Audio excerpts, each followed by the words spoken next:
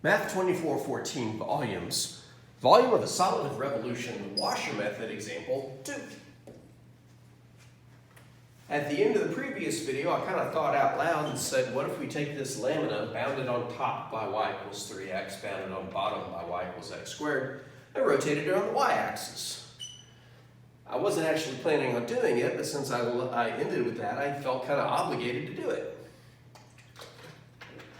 Plus, you'll notice that the last picture got really messed up. Really messy because I was marking all over it. So I want to try to do this one without making it look so messed up. If we're going to go around the y-axis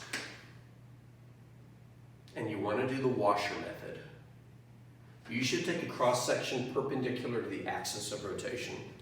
This is going to be formalized in the next series of videos when we have a different technique. But for now, for this section, for this series of videos, you can assume that our cross sections will be formed by taking a cut perpendicular to the axis of rotation. Since we're rotating around the y-axis, we're going to cut it perpendicular to the axis of rotation. Take this little slice of the lamina, spin it around the axis, and create a washer. Now, you don't have to draw the washer, but I'm going to. There's the little slice that we would spin to create the washer. And remember, to calculate the volume of the washer, we need to know the outer radius, capital R, and the inner radius, little r, in terms of the variable of integration. And since we're taking a y value over which to slice this is going to be a dy integral. We need the outer radius and the inner radius in terms of y.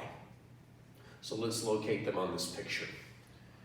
The outer radius is the distance from the axis of rotation to the further boundary. So the outer radius is the distance from here to here. And since it intersects the outer boundary, the rightmost one, that means that that would be the x-coordinate, since it's over r, of that point. The y-coordinate would be how far up it is, which we're currently calling y. The inner radius, which I'm going to switch to green, is the distance from the axis of rotation to the innermost boundary, which would be right here. And so this point on the left boundary would contain r as an x-coordinate, r comma, and y as the y-coordinate. I still have equations for each of the boundaries, so I can substitute my ordered pairs into those equations to get what I need. But remember, what I need is the area as a function of y, since this will be a dy integral. Right now, I know the area is pi times capital R squared minus pi times little r squared. I just got to figure out what little r and capital R equal in terms of y. So let's start with capital R. Capital R comma y is a point on this parabola, which means I can take this ordered pair and put it into the parabola's equation. The y-coordinate is still y, but the x-coordinate is r.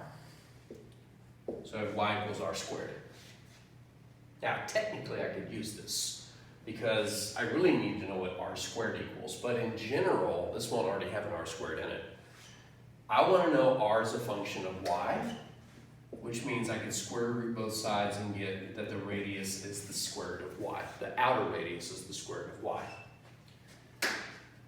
For the inner radius, the point lowercase r comma y is on the left boundary, which is the line. So we would put that into the lines equation, y equals 3x, except in this ordered pair, the x is r. And again, I really need to know what little r equals. So if you divide both sides by 3, I get r equals y over 3. I now have the inner radius, lowercase r, and the outer radius, capital R, as functions of y. So I can substitute them into my area function and truly get it as a function of y. Capital R is equal to the square root of y. In this area calculation, that gets squared. lowercase r is equal to y over 3 in this area function, that gets squared. And I got most of the battle fought. If I square the square root of y, I get y. So this becomes pi y minus pi. 3 squared is 9, but it's in the bottom of a fraction, so we'll put it under the pi. And then y squared is just y squared. So our area is a function of y. If you tell me where on the y-axis to cut this solid of revolution, this will tell me what the area of that cross-section is. And now to find the volume, I just have to integrate that. But integrate it over what interval? You may recall from the previous video that this was x equals 0 and x equals 3. But guess what? I don't need x's. I need y's. If I equated these, I would still get x equals 0 and x equals 3. You can substitute into either equation to figure out that the ordered pair here is the origin 0, 0. But what's this ordered pair up here? 3 comma what? Well, whether I triple it or square it, I'm going to get 9. Which means the top y value on this limit is 9. I'm integrating dy. I need to know my y limits of integration. We got everything we need. Our volume is going to be the integral from the bottommost y to the uppermost y, 0 to 9, of our area, pi y minus pi over 9y squared dy. And now it's just a calculus 1 problem. Antiderivative of pi y is 1/2. Let's put it underneath. Pi over 2 y squared, only because this is underneath also. The antiderivative here, we would raise the power by 1, make it a 3, multiply by 1/3 to get pi over 27. This is going from 0 to 9. 0 to 9 gets antiderivative, so as a lower limit we can ignore it. The upper limit being 9 would give us pi over 2 times 9 squared minus pi over 27 times 9 cubed. This is 81 pi over 2. 9 cubed is 729, and 729 divided by 27 is 27. Trust me. And now if we got a common denominator of 2, 81 pi over 2 minus 54 pi over 2. And now we can finally combine these. And 81 minus 54 is 27. Really? Oh yeah, that makes sense. That's 3 27s, that's 2 27s, so there's 1 27 left. So yeah, when you're doing a volume of solid of revolution around an axis, but the axis is not a boundary of the lamina, get ready to basically do one disk minus another. That's all the washer method is. Big disk minus the little disk in the middle.